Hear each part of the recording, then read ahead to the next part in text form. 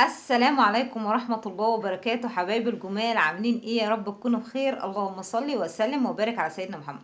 صلى على الرسول حتى لو كنت مشغول، عشان ان شاء الله ربنا يحبك على طول. وحشتوني قوي يا اغلى متابعين ليا. ربنا يا رب يديمكم نعمة في حياتي، وما تحرمش منكم ابدا ولا من تعليقاتكم الجميلة اللي بترفع من معنوياتي. ويا رب يا رب يديمكم نعمة في حياتي كده على طول، وتضلوا كده في حياتي دايما يا حبايبي. النهارده يا حبايبي هقول لكم ان شاء الله انا هعمل ايه من الايجار بتاعي. هو حوالي 500 جنيه. ان شاء الله ممكن اول حاجه باذن الله بدون مقاطعه هطلع حاجه لله. لازم يا حبايبي اي مبلغ يجيلكم من اي جهه تطلعوا حاجه لله، لازم. وخلي بالكم والله العظيم انا لما بقول حاجه زي دي مش عشان اتباهى ولا اتفشخر قدام الناس بحاجه، لا والله العظيم انا بعمل كده عشان احس الناس واشجعهم ان هم دايما يشوفوا اخواتهم، ويشوفوا الناس اللي هم اقل منهم ويساعدوهم. لان ان شاء الله باذن الله ممكن يكون الشخص اللي انت هتساعده ده هو يكون سبب في دخولك الجنه. وعايزه اقول لكم برضو بسبب تاني، انا باذن الله لما يشوفني عدد كبير باذن الله بالفيديو ده، انا كده هكسب ثواب ان شاء الله. يعني بدون مقاطعه شوفوا كم واحد هيتفرج على الفيديو لما اديله انا المعلومه دي ولا النصيحه دي. انا كده ان شاء الله برضو ممكن اكتسب يعني اكسب ثواب ان شاء الله يا رب. بحاجه جايه النبي يكون اللي انا اقوله ده يكون في ميزان حسنات ان شاء الله. فاول حاجه يا حبايبي انا هطلعها كده حاجه لله. فزي ما بقول لكم بحسكم اي حد مثلا عامل جمعيه هيقبضها يطلع منها، إيه مثلا عنده ذهب يطلع زكاه المال عليه. بس زي ما بقول لكم كده انتوا بقى كل واحد عارف ايه مثلا المبلغ اللي عنده ويطلع عليه نسبه لله. دي اول حاجة انا هعملها. تاني حاجة ان شاء الله هعملها ممكن احدد جزء كده للمواصلات عشان المدارس. طبعا انتوا عارفين المدارس بالنسبة لنا احنا عشان بعيدة عن المدرسة فبتكلفني المواصلات. ساعات بقى لما بقاش قادرة او امشي او تعبانة بضطر اركب توك توك صراحة عشان ما اضحكش عليكم. لكن لما ببقى مثلا الحمد لله قادرة امشي وكده بروح عن طريق مواصلات عادي. فانا هخصص كده جزء من الايجار للمواصلات اودي بيها العيال المدارس ان شاء الله. يبقى احنا اول حاجه هنطلع حاجه لله، وتاني حاجه هطلع جزء كده هخليه للمواصلات باذن الله. تالت حاجه جزء بقى للمنظفات. يعني هروح عند الراجل اللي هو بيبيع منظفات وكده سايب، وهشتري منه بقى ايه، هشبرق على نفسي كده. ايش شويه ديتول سايب، مثلا مسحوق للغسالة.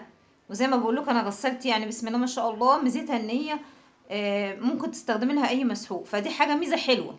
يعني لغاية دلوقتي عجباني الميزة دي، ان ايه غير الغسالات التانية الاوتوماتيك دي بتحتاج لازم تجيبي لها مسحوق اوتوماتيك، ما ينفعش تستخدمي لها اي مسحوق تاني والا تبوظ. فدي ميزتها بقى ان عادي شغال معاك اي مسحوق. فبروح بقى اجيب لها مسحوق سايب مره، مسحوق اللي هو في اكياس ده على قدك. فيه بقى في اكياس بتبدا من 10 و15 وانت طالع. فهخصص في جزء بقى اجيب منه شويه منظفات كده، صابون، صابون المواعين، ديتول، حاجات زي دي كده في حدود 100 جنيه ان شاء الله. يبقى كده ان مثلا 100 مواصلات، في حدود 50 جنيه حاجة لله على قد انا. يعني لو انتوا تقدروا تطلعوا اكتر يبقى يا ريت والله العظيم. كل واحد حسب امكانياته. انا بقول لكم في حدود 50، ممكن تبقى اقل وممكن تبقى اكتر حسب الموقف اللي يعني ايه اللي هيفيد وايه اللي هيبقى معايا وكده ان شاء الله. وقلنا برضو المواصلات ممكن بقى تجيب شوية حاجات كده في البيت تموين كده، زي مثلا كيسين مكرونة، كيسين رز، كيس شعرية، كده في حدود برضو 100 جنيه. هيفضلنا كده زي 100 جنيه ولا حاجة. ممكن بقى نعمل ايه 100 جنيه الأخيرة دي بقى ممكن نخليها ايه، مصاريف في البيت عادي. يعني مصاريف للعيال وهم رايحين المدرسة، عايزوا مصروف ولا حاجة ممكن اجيب لهم مثلا سندوتشات، اعمل لهم برضه سندوتشات ياخدوها معاهم المدارس كده. يعني ان شاء الله بدون مقاطعة يا حبايبي.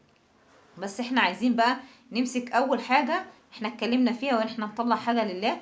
فانا عايزة يا حبايبي الفت نظركم ان في كذا حاجة انتوا ممكن تعملوها اللي في سبيل ربنا. في كذا حاجة. اطعام الطعام. انتوا لما تشوفوا ناس جعانين في الشارع وتعملوا لهم وجبات وتطلعوا لهم، ده في حد ذاته ان شاء الله هتاخدوا ثواب عليها. برضو بالنسبة للبطاطين، احنا دلوقتي داخلين في الشتاء، والشتاء السنة دي بسم الله ما شاء الله شكلها داخلة جد مش بتهزر. يعني من اولها كده مطر وكده. ففي ناس كتير قوي لا حول ولا قوة الا بالله بتبقى يعني قاعدين مرصرصين كده في الجو الساقع. اللي عندها كوفرتة مش محتاجاها تروح تدالها، اللي عندها بطانية مش محتاجاها تروح تدالها، وان شاء الله مخدة. كل الحاجات دي يا حبايبي باذن الله ان شاء الله يبقى في ميزان حسن. تالت حاجة يا حبايبي ان انتوا ممكن تطلعوا مال عادي. يعني ممكن تطلعوا جزء من المال كده بس هقول لكم على الجهات اللي هي ايه، يعني يستحسن ان انتوا تطلعوا ليها الجهات اللي هي الموثقه قوي بقى ان شاء الله ان الفلوس دي رايحه في حته موثوق فيها. لان في ناس بتقولك انا بخاف اديهم فلوس، الفلوس دي مثلا تصرف في حاجه مثلا ملهاش لازمه او كده. فلا، الجهات، في جهات بقى بتبقى فعلا محتاجه فلوس فعلا، زي المستشفيات، ربنا يا رب يشفي كل مريض. مستشفيات الحريق والحاجات دي، في بقى مستشفيات كتير قوي بيبقى عاملين لها رقم سريع كده، اسألوا ازاي تتواصلوا معاهم وتطلعوا لهم برضو جزء من المال. ايه تاني؟ الغارمين، في امهات كتيرة قوي في السجون بتبقى مسجونة. ام مثلا راح تجوز بنتها، فبتمضي على شيء، على شيكات كتير وكمبيالات عشان تجيب لي مثلا بنتها اللي عايزة تجوزها دي، العروسة اللي عندها دي مثلا بوتاجاز، غسالة، تلاجة، فبتقعد تمضي بقى على كمبيالات كتيرة قوي. وبالتالي بتبقى ايه، بتخش السجن، ما بتقدرش تسدد الكمبيالات اللي عليها وكده، وبيبقى مصيرهم في السجن. فانتوا اسألوا يا حبايبي في السجون الناس الغارمين دول، حاولوا برضه شوفوا لو تقدروا تنجي ام ترجع لبيتها وعيالها، والله ده في حد ذاته حاجة كويسة جدا. ماشي يا حبايبي. ففي الجهات اللي زي ما بقول لكم دي، هي دي ان انتوا تطلعوا المال ليها، زي المستشفيات، الغارمين. بس يا حبايبي، فانتوا على قد ما تقدروا، لما تيجوا تطلعوا فلوس باذن الله، تشوفوا الجهات اللي هي تستحق ان انتوا تساعدوها.